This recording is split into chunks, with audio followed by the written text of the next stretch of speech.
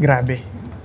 Siyempre, isa muna tong appreciation message para kay Sir Axel. Kasi kung tutuusin, si Sir Axel yung unang-unang tao talagang nakilala ko dito sa DOH, dito sa trabaho ko. Siya yung tipong lalapit sa'yo, babate, sasabihin, "Uy, morning tol." Yung tipong, hindi pa naman talaga kami magkakilala nun, pero ganun na yung vibe na pinaparating niya agad sa akin. Tapos, gumanda na ng gumanda, naging mas close, tapos hanggang sa kami na nga lang yung natirang dalawa mula sa dati pa namin mga katrabaho, sa dati naming cluster. At sobrang dami na talaga namin pinagdaanan nito ni Sir Axel, as in napakadami na. Hindi ko na nga ma-differentiate kung ano ko ba talaga siya, kasi syempre may age gap sa amin ng malayo talaga, na parang tatay ko siya minsan kasi yung mga binibigay niyang lessons, teaching sa akin na talagang sinasapuso ko, dahil syempre marami ng wisdom, marami na napagdaanan yung tao pero andyan din yung tropa vibe. Kumbaga yung pwede mong makakulitan, makakwentuhan ng kung ano-anong mga pinagkikwentuhan ng mga lalaki, yung mga ganun.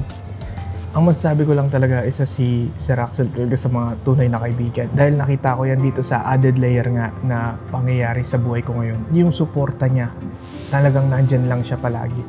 At talagang natatansya niya kapag kailangan mo ng kausap, kapag kailangan mo ng basta yung tipong mga ganong klaseng bagay. Kaya nag-enjoy talaga ako makasama at makatrabaho ka ng 3 taon dito sa DOH.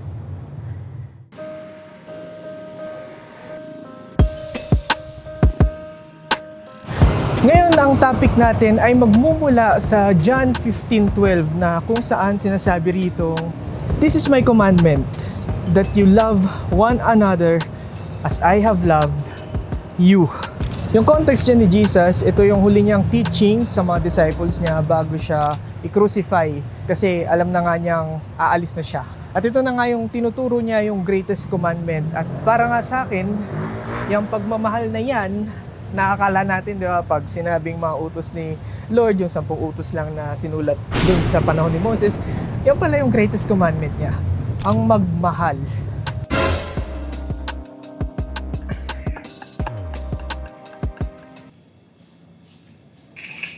Galagin.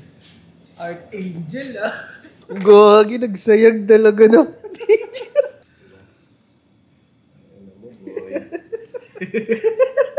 Gagi, boy. Mamaya, paano yun?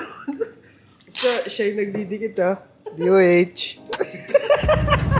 Dito sa experience ko na to, patungkol dito sa nangyayari sa added layer, sa heartbreak, na-realize ko na yung love ay yun din kasi pala yung strongest emotion possible na maramdaman nating mga tao. Either pwede kang masira o kaya naman pwede kang mabuo o mas makilala mo yung sarili mo sa pamamagitan ng pagmamahal. Kasi yung pagmamahal nga, kapag hindi mo siya nakontrol, talagang lalagapak ka. At ang ending nga, yung mga broken hearted, alam nyo naman yung mga ginagawa ng mga taong depressed. Siyempre, hindi nga natin sila masisisi kasi emosyon sobrang lakas. At ganun nga rin yung intindi ko nga, na kaya nga niya talagang sumira ng tao. At obviously, kaya niya rin bumuo. Na yun nga yung pinaka-pinupunto ni Jesus. Kumbaga, kung gusto niya magsama-sama yung mga disciples niya at yung mga tao dito, kailangan nilang magmahalan. Kailangan nating lahat magmahalan. Kasi yun nga yung commandment na tinuro niya. Ilang kalokohan si Kapit na kapit eh. Parehas kanan pa yung kamay. Alam niyo yung pinakasikat na verse? Actually, di ko nga alam na verse siya. Kasi 'di ba, yung love is patient, love is kind. Yun pala, sinulat pala yun ni Paul dito sa 1 Corinthians 13:4-8. Dito nakasulat lahat ng mga kailangan i-endure ng love. Katulad niyan, does not envy or boast, is not arrogant or rude. It does not insist on its own way. It is not irritable or resentful. Basically, yung way ng love, tinuro na ni Paul dito. Kaya kung gusto mong maintindihan yung pagmamahal, kung sabihin natin na psychopath, sociopath ka, tapos hindi mo alam yung emosyon ng pagmamahal, at least nandito na kung gusto mo sundan yung totoong way of love. Kumbaga kung paano ka magko-compromise sa mga tao, sa partner mo, o sa kung sino mang makakasalamuha mo sa buhay. Ang galing lang na nasa Bible na rin pala talaga yung instructions, no, kung paano ka magmahal ng tama. O o yung talagang way na hindi kayo masisira sa isa't isa. Kumbaga, kung paano magamit yung emosyon ng love sa tama, yung hindi mababagsak, kumbaga hindi yung distraction yung ending. Pero ewan ko ba sa ating mga tao, ba't nga ba ganito tayo, no? Nakapayong pa, idol ah. Ano, idol? Musta biyahe? First time ko nga lang makapunta dito. Robinson's Magnolia. Dito? Oo. Ewan mo pa rin. Grabe. May problema agad si Boss Axel. The legend na ano. Mariing Holocaust din yung pinagdaan. Si Kalpo. Ayun na pala eh. Hindi nga, napanood mo na yun? Hindi ako nanonood pa eh. Pero ang ganda dito. Nakaupo sila yan. Hindi naman kami nanonood ng point. Bastos nyo naman. Doon tayo sa Andy. Siyempre, this is your day. Tama. This is your time. Tama. It's showtime. O sige. Pupunta na agad kami doon sa kapehan na para sa akin solid. Chill lang.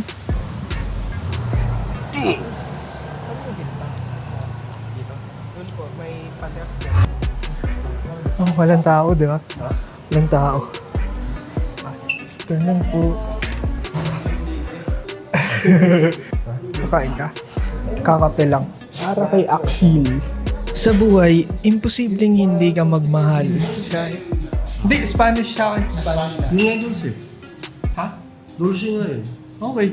Diretso rehab na Pero mamahalin pa rin naman natin si Axel. No? Mamahalin mo rin kami, di ba? Siyempre! Kahit gaano ka kamanhid, sa tingin mo wala ka nang pwedeng mahalin. Pagmamahal ka. Pagmamahal ka ng sino man.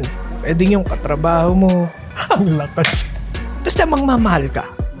Imposibleng hindi. Anong masasabi mo sa mga tao sa amin, sa lahat ng iyo? Si Ma'am Connie, si Jello, si Doc Abby, si Engineer, Si Laksamana. Laksangana, Ponsalan. Lahat, no?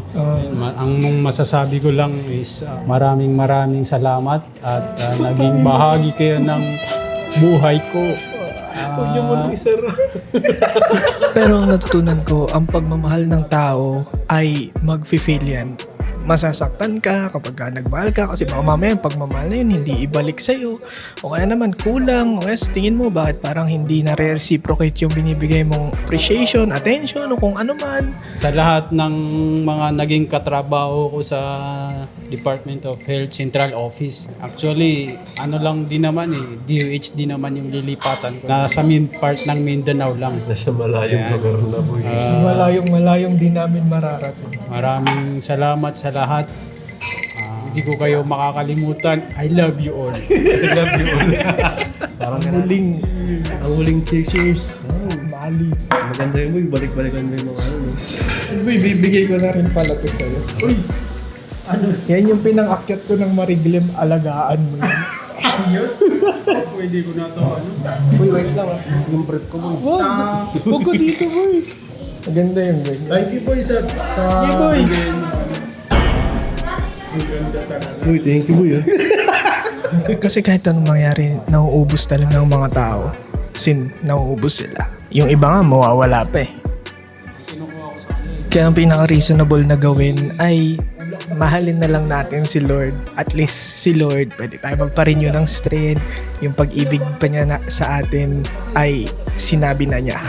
Kumbaga, nakasulat na, nakatakda na at mangyayari na. At si Lord, hindi siya mauubos. Hindi siya mapapagod sa iyo.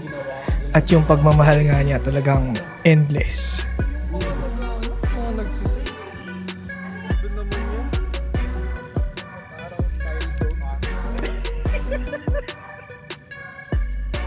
Pero kung sakali lang na may manakit sa'yo, tulad nito ni Peter, di ba? Tutusin, sinaktan niya si Jesus kasi dininay niya si Jesus ng 3 beses. Pero ito pa rin yung sinabi niya. Kumbaga sa 1 Peter 3:17, "For it is better to suffer for doing good, if that should be God's will, than for doing evil." Ang point dyan ni Peter ay depensahan niyo yung faith niyo with gentleness and respect. Kasi kung tutusin, si Jesus na nga yung pinakamagandang example ng ganyang klase na mag-suffer. Kasi wala naman siyang ginawang masama, di ba? Pero nag-suffer siya.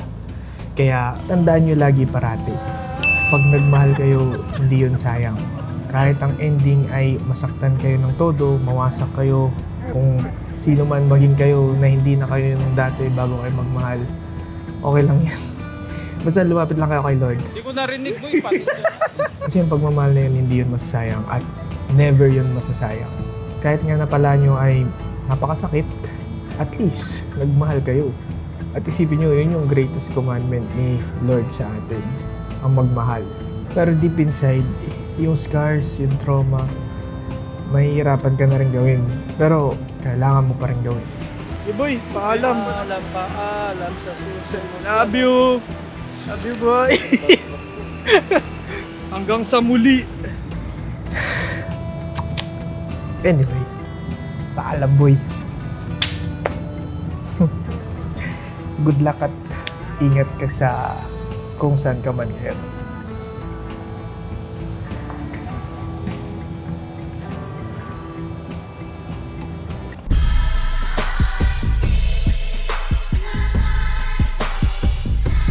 Ayun na nga po, naghahanap na po ng sigarilyo, ha? Lalapit na siya sa mga tao para manghingi ng sigarilyo. Wala po, nakakahiya din ng tanong. May sigarilyo kayo, sir? Sigarilyo? Ayaw po ba? Baka po din bumili.